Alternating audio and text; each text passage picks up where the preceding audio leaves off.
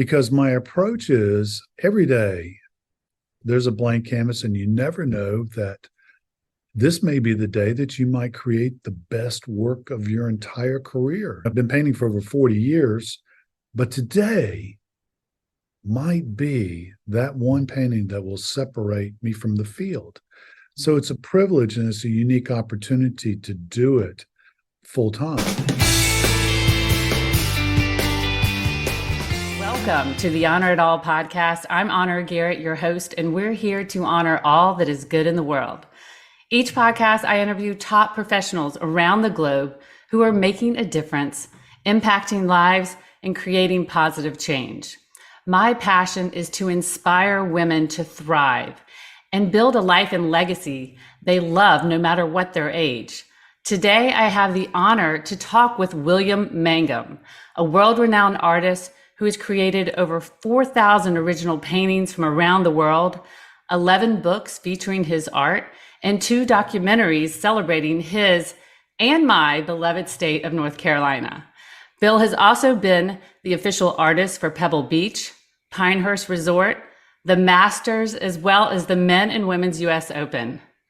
But Bill is most grateful for his opportunity to use his gifts to support the homeless and those in need with his annual Honor Card, love the name, program of 35 years, which has generated over $10.5 million to aid those struggling. I met William in person last week, and I'm so excited for you to meet him as well. Welcome, Bill. How are you? I'm doing well. Honor, it's a pleasure. I look forward to sharing with you today.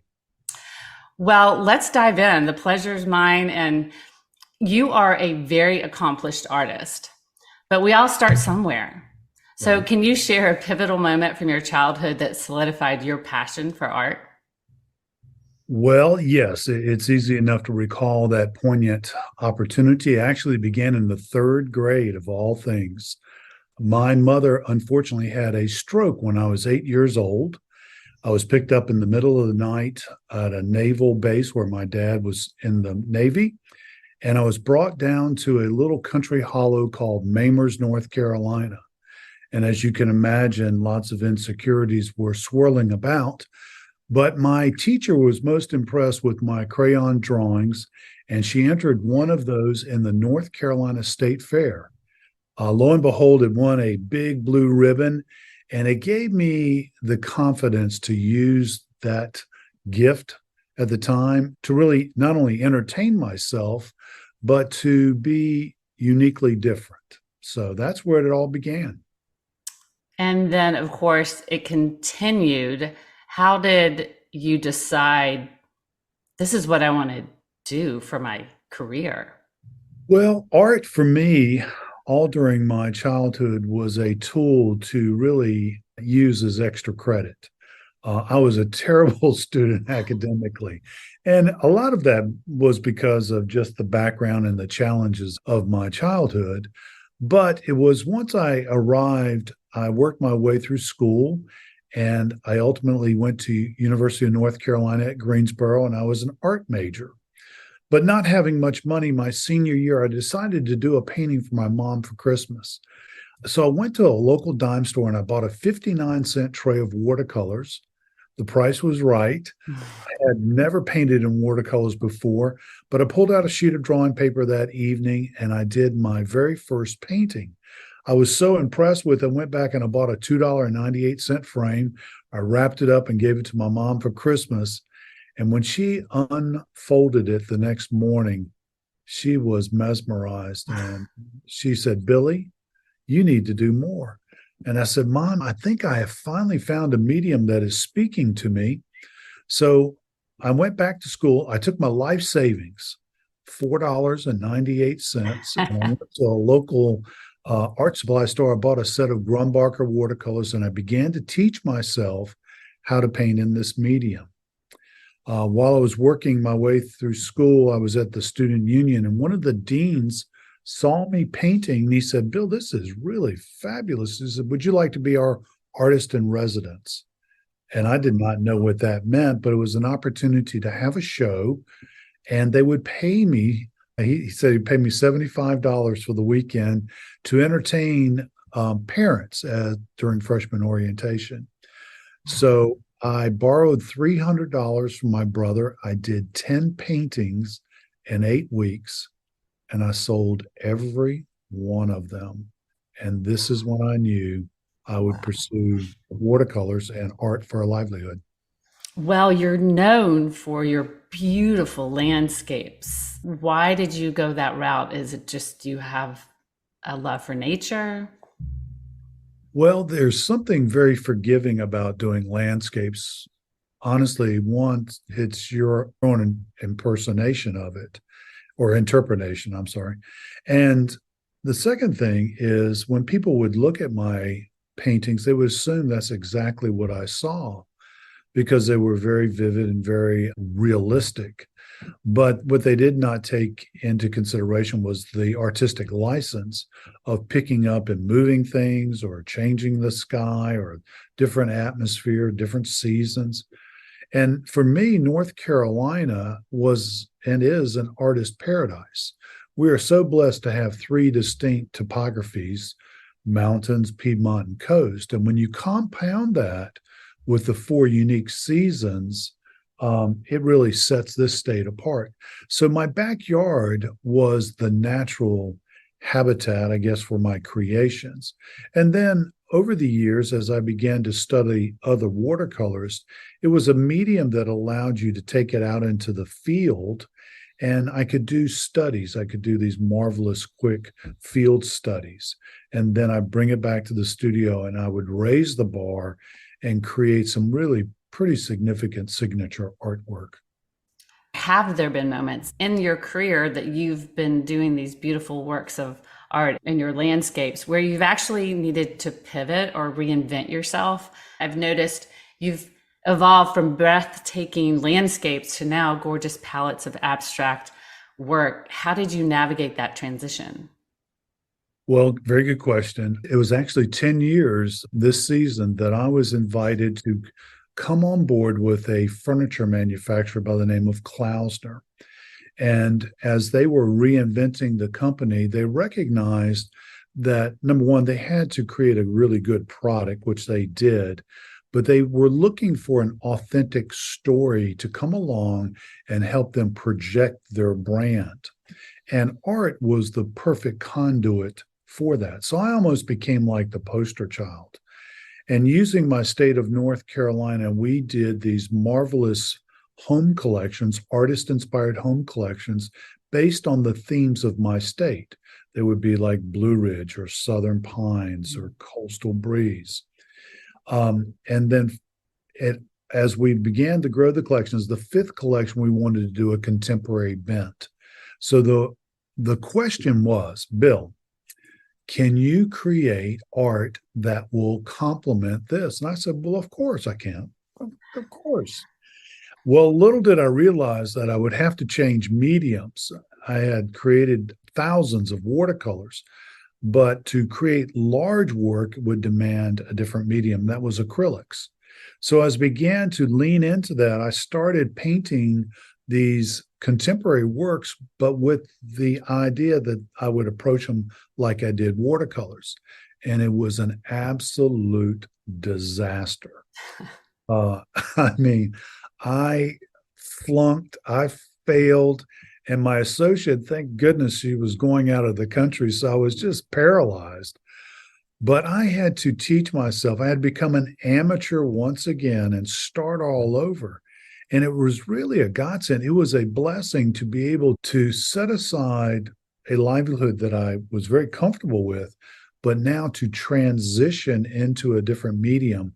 And I became a kid all over again. And it allowed me to look at elements of my landscape and take the textures and just really like under the microscope reinvent all these beautiful abstract paintings that I've had great success with.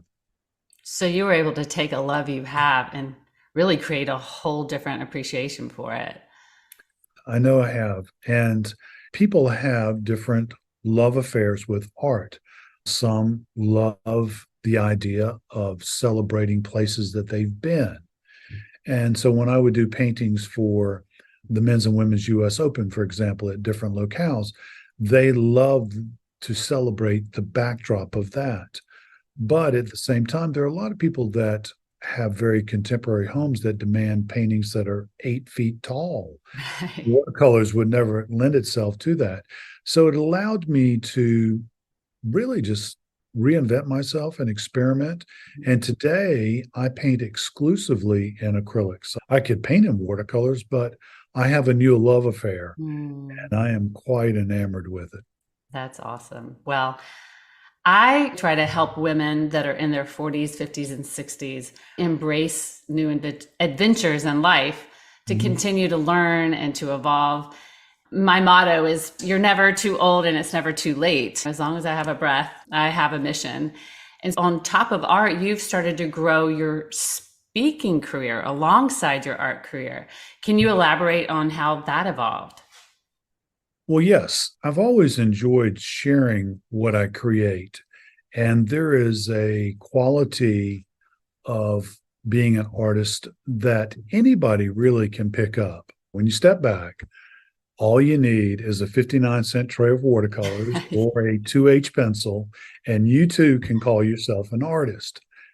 I remember early in my career when people would ask me, you had a cocktail party and you break the ice and they say, what do you do for a living? I said, well, I'm an artist. They said, yeah, I know, but what do you do for a living? And it was after really, it took 10 years to see enough breadth of my work. But today I try to recall and say, I'm a professional artist. And Right. that really separates it because my approach is every day there's a blank canvas, and you never know that this may be the day that you might create the best work of your entire career. I've been painting for over 40 years, but today might be that one painting that will separate me from the field. So it's a privilege and it's a unique opportunity to do it full time. You've started to do some keynote speaking. Oh, How have you used your art as a metaphor for life, or how you can share your message and inspire people? well, thanks for that. Art can be a very intimidating field to be in. A lot of people have insecurities about it, unless maybe it is representational work and it's very identifiable. So when I had a large gallery in the past, making people comfortable in coming in was always quite entertaining. But then to show them how you create the work also breaks down unique barriers. So in my keynote speaking, as I've come alongside companies and I've helped them celebrate their brand through my art, it makes it very relational. And that's the one thing that I always want to do is to be very approachable because people say, oh, you got such a unique gift. Well, at first, I did not appreciate that gift. I took it for granted because it came so elementary through a very inexpensive tray of watercolors. But over time, as I began to grow, I had meteoric success. But within 3 years, I wound up having to declare a straight bankruptcy. And I was humiliated and I was humbled through that process. So it gave me great perspective on where that talent came from. Good Lord blessed me with it, and it gave me a privilege to utilize it in a unique fashion.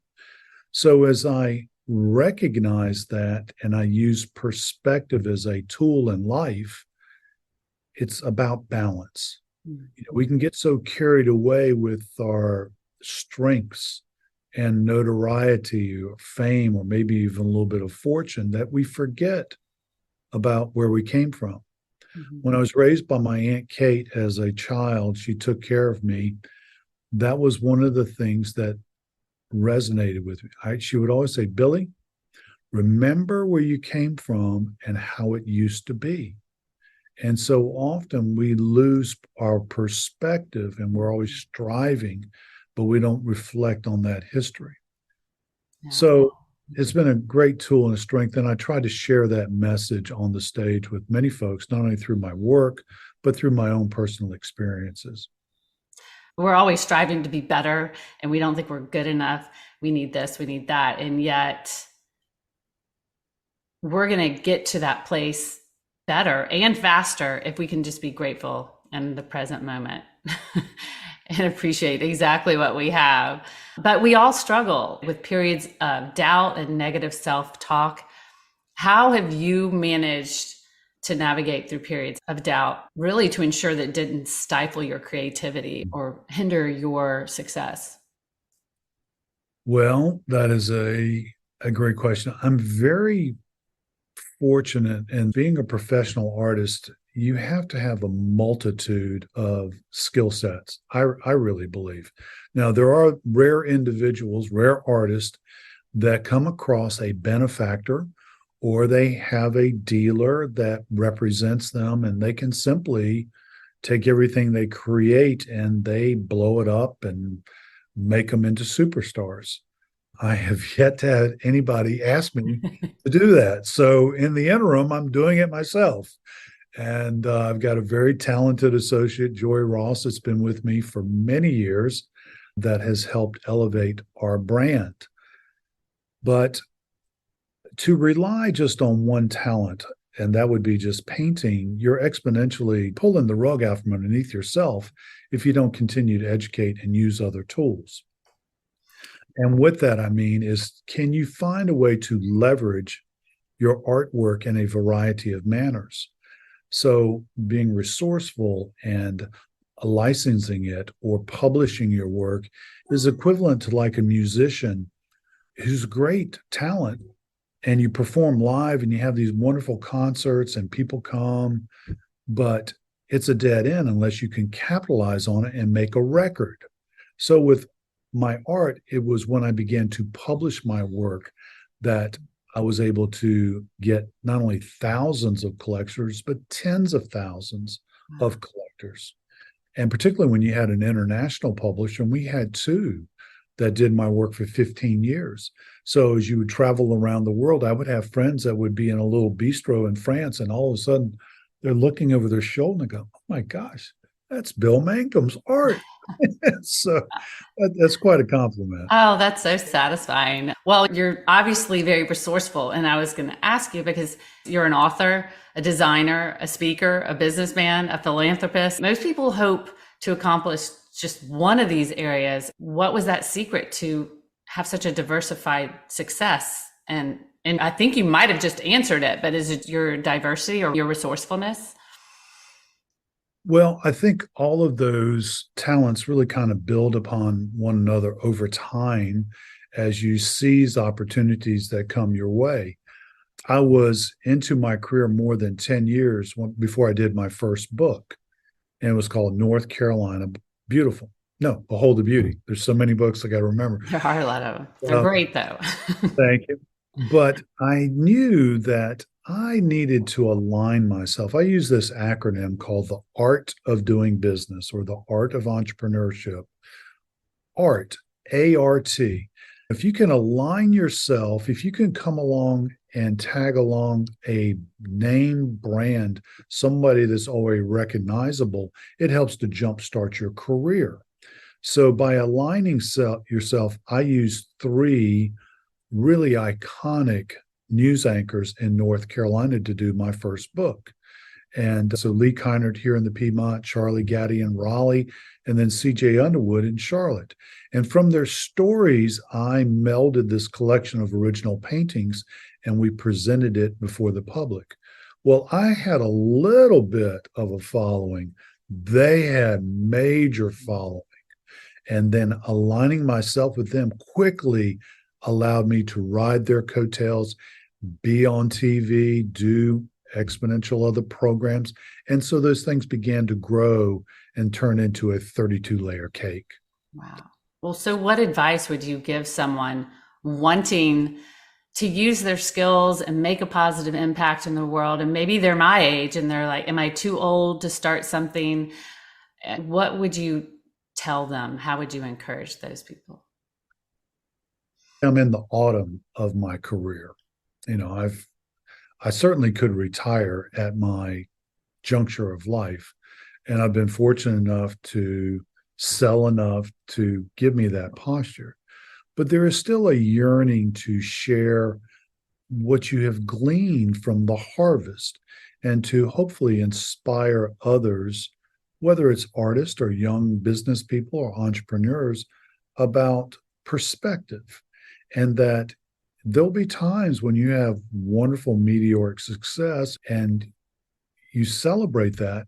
But if you are content in that moment, then game is over. And Joy, my associate, would say, that is probably the biggest asset that I have. I do love what I do, but I always see windows of opportunity to be even better and to grow from that. We're so fortunate. When I think about when I was in school and you would go to the library, if you even know what a library is anymore, and you would glean things from Encyclopedia Britannica's, this 20-volume set. That was the world that was laid out before you. And today we have this. Are you kidding me? I know. If I had to start my career all over again 40 years ago, I don't know where I would be, because I think I could have blown it up even beyond measures. So there's so much access if you will chase it. Mm-hmm. So every morning when I wake up to jumpstart my day, I might be aching a little bit or sore from the workout the day before, whatever. But I have about 5 things that I lean into that help jumpstart my career. Actually, one of them led to a collaboration on a book. His name is Ralph Marston. And so every morning, 6 days a week, he sends out a daily inspiring prose. And it's a great kick in the pants. We're left up to our own vices. If you turn on the news first thing in the morning, you might as well just crawl back in bed and pull the covers over your head, because that's the worst way to start your day. Mm-hmm. Find something that's uplifting. Find somebody that inspires you, that you can grow from. So that's been a huge part of my keeping the canvas with some paint on it, so to speak. That's great. And I truly believe that if I'm still here, I still have work to do, right? The good Lord's got something for me to do if I'm still here. I really think it's important to, and you mentioned aligning yourself with brands, but even more importantly, without the relationships you've made, where would you be? It is huge. Yeah. I mean, I have not a close friend, but a friend, Nito Quabain, who is a very inspiring individual, president of High Point University. And he is a mentor on the side. I just step back and look at his contributions and how he has surrounded himself with personalities that are exponential. There's no telling how that all comes about. All you have to do is ask. Right. Worst thing they can say is, I'm sorry, I'm too busy, or I'll get back to you. Well, then, okay.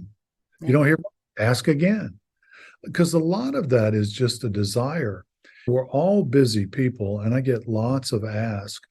But before we meet, one of the things that I ask of these people, I'm more than happy to meet with you. I'm more than happy to share and try to answer your questions. But give me 10 questions.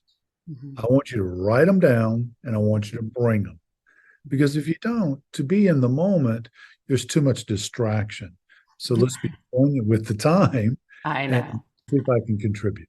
Your philanthropic work through your art is so impressive. Can you tell me more about the honor card and how it evolved, and why you called it the honor card, since it's my name?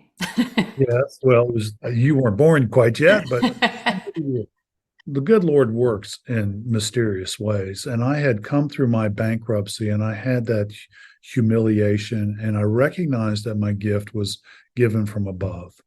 But one morning I was having breakfast with a dear friend, and I saw this disheveled guy behind him in a Hardee's restaurant. And as we looked at one another, we kind of acknowledged, you nod and he nod. And when we left the restaurant, he approached me for some money. And like most people, I wasn't comfortable giving him money, but I asked him, I said, "Are you hungry?" And he said, "Yes." I said, "Well, come on in. I'll buy you breakfast." Good Samaritan moment.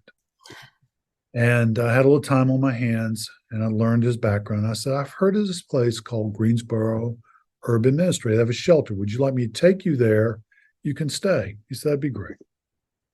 So as we pulled up and I dropped him off, I got out of the car and I reached into my back pocket and I grabbed my wallet. And I sure Mike Saavedra was his name, felt like I was going to give him $5 or $10 and wish him well. But what I did was I gave him my business card. Mm. And I said, why don't you call me in a couple of days and let me know how you're doing? And he did. Wow. And that turned into a 3-year friendship where ultimately I became Mike Saavedra's caretaker. Wow. Because not only was Michael homeless, he was mentally ill. Hmm. He was diagnosed as a paranoid schizophrenic at the age of 15, and he had been wandering the country for 20 years. So that relationship cracked the door to my sensitivity. And then ironically, about a year later, I was asked to lend my talent to a program that had just gotten off the ground called an honor card, if I would create a painting for it, and I did. And the way the honor card worked, with a donation of $5, you would get this card and you'd send it to a friend or a family member. And it says, a gift has been given in your honor to support the needy and homeless in the community. So in 1988, that's when the honor card began. First year, it raised about $53,000. And then over 35 years, the program grew beyond Greensboro to 15 different cities across North Carolina. And not only was it a great, poignant message, but it did generate some funds. And we can still get involved in that today. So if someone was interested in that, what would they need to do? Well, after 35 years, I wrote a book about the whole program, but I decided to tack my talent and interest to another plight, and that's affordable housing. Mm-hmm. So beginning in 2023, I have a new program called the Honor Card, once again, that's dedicated to low-income families with home repairs and affordable housing. And it's aligned with a great organization called Community Housing Solutions. And my goal is to help raise awareness and funds for that direction. So you simply go to the honorcard.com and you can get all the information. You can see this year's creation, which is really pretty. It's called Safe Haven. And the theme for these annual honor cards, which will be 2 a year, will be birdhouses as sort of a shelter around those things that we all seek. What advice would you share to our audience if you were to summarize a philosophy that has guided your life in one or two sentences? What would that be? Well, in the Bible, in the book of James, it talks about coming alongside and helping people. And ideally, it's not about just giving, which is huge and helpful, but the other thing is just talking about it. And oftentimes I've had people come to me asking for some advice, and I just really am pretty straightforward. And I'd say, are you getting your hands dirty? And they said, what do you mean? I said, are you volunteering? Because it's one thing to strike a check and be absent from the participation, but it's not until you come alongside and you hear that person's need, or you see their desire, or you better understand where they stumbled, that you can use something really deeper inside you to affirm and give them some hope out of their hopelessness. And it doesn't take much. For over 30 years, I would go down to the shelter seeking inspiration for the honor card.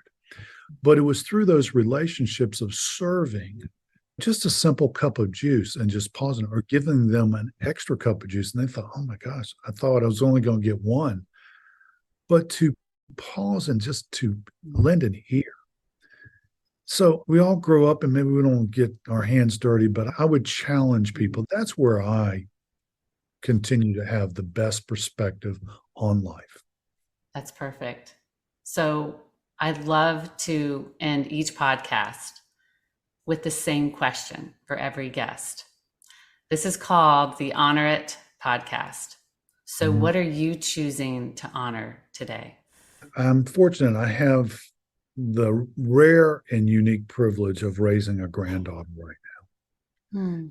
And it's not anything that most grandparents would have ever thought would happen. I have three delightful grandchildren, but it's one thing when you have them with their parents, but to raise them and to go through this second edition once again, it has been such a blessing. Number one, it's been very challenging. Don't get me wrong, because at my age and my wife's age, Cynthia, to have a 17-year-old under roof girl, it's a real test. My goal is just to honor her and try to be as contemporary in her life and my grandkids, and not just be so removed and backwards. And I'm not saying my grandparents were that way. They were. Yes. So, trying to be somewhat hip and get clothes that look reasonable. Well, maybe that's why God has placed that in your life, because you are equipped and He has equipped you to be able to do that. Yeah. So, So I hope that was a backdoor answer to your question, but it was perfect. And that's what it's all about, just what comes up in your mind. And what a perfect note, or should I say brushstroke, to end this episode. Thank you, William. I really appreciate you for joining us today. it was my pleasure. So that completes our episode with William Mangum. Until next time, remember, we are not promised tomorrow, so be present today. It is a gift, and take time to honor it all.